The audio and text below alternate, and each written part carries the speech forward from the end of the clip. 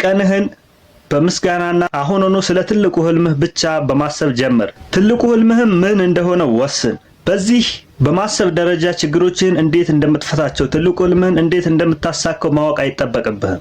በሰላም ፍቅር፣ መትረፍረፍ ለሁላችን ይሁን። ውድ ቤተሰቦቼ እንዴት ናችሁ?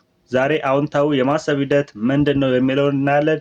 ይህን ቪዲዮ ሰብስክራይብ፣ ላይክ እያደረጋችሁ እስከ መጨረሻው ድረስ ተከታተሉ። አዎንታዊ የማሰብ ሂደት።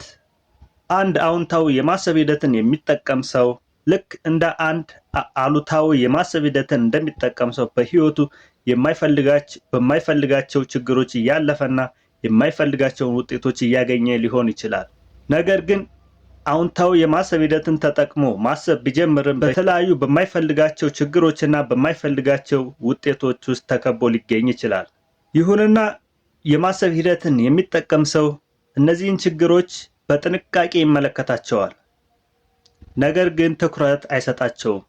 ምክንያቱም ስለነዚህ ስለማይፈልጋቸው ነገሮች ትኩረት አድርጎ ስለነሱ ሲያስብ በአሉታዊ የማሰብ ሂደት የባሰ የማይፈልጋቸውን ውጤቶች እንደሚያገኝ ጠንቅቆ ያውቃል።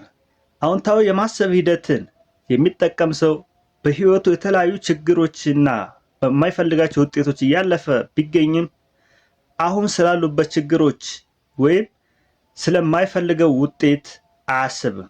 አዎንታዊ የማሰብ ሂደትን የሚጠቀም ሰው ስለ ትልቅ ህልሙና ህልሙን ስለሚያሳካበት መንገድ ብቻ ለማሰብ ነው የሚጠቀምበት። ስለዚህ አሁን አንተ ህይወትህን መቀየር ስትጀምር በማትፈልጋቸው ችግሮች፣ በማትፈልጋቸው ውጤቶች ተከበህ ሊሆን ይችላል። ይሁን እንጂ ቀንህን በምስጋናና አሁኑኑ ስለ ትልቁ ህልምህ ብቻ በማሰብ ጀምር። ትልቁ ህልምህም ምን እንደሆነ ወስን። በዚህ በማሰብ ደረጃ ችግሮችን እንዴት እንደምትፈታቸው፣ ትልቁ ህልምህን እንዴት እንደምታሳካው ማወቅ አይጠበቅብህም። በዚህ አዎንታዊ በሆነው የማሰብ ደረጃ ማሰብ የሚጠበቅብህ ትልቁ ህልምህ ምን እንደሆነና በዚህ በአዎንታዊ የማሰብ ደረጃ ማሰብ የሚጠበቅብህ ትልቁ ህልምህ ምን እንደሆነ መወሰንና ህልምህን እንዴት እንደምታሳካው ማመን ብቻ ነው። በዚህ አዎንታዊ የማሰብ ደረጃ ማሰብ የሚጠበቅብህ ትልቁ ህልምህ ምን እንደሆነ መወሰን ነው። በዚህ አዎንታዊ የማሰብ ደረጃ ማሰብ የአእምሮ መሳሪያህን በመጠቀም ትልቁ ህልምህ ምን እንደሆነና ህልምህን እንደምታሳካው ማመን ነው። በዚህ አዎንታዊ የማሰብ ደረጃ ማሰብ ያለብህ ትልቁ ህልምህ ምን እንደሆነ መወሰንና እንደምታሳካው ማመን ነው የሚጠበቅብህ። ህልምህን እንደምታሳካው ማመን ብቻ ነው የሚጠበቅብህ።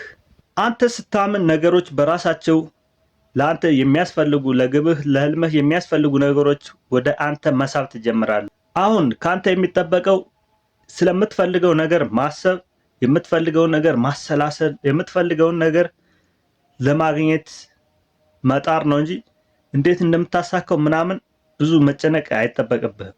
ስታመን ያኔ በራሱ አንተ ራስህን ህልሙን ማሳካት ወደሚችል ሰውነት ስለምትቀይረው ያኔ አውቶማቲክ በቃ ነገሮች ግጥምጥምጥምጥም ብለው ምናምን ወደ ህይወትህ በመግባት የምትፈልገውን እንድታሳካ ያደርገዋል።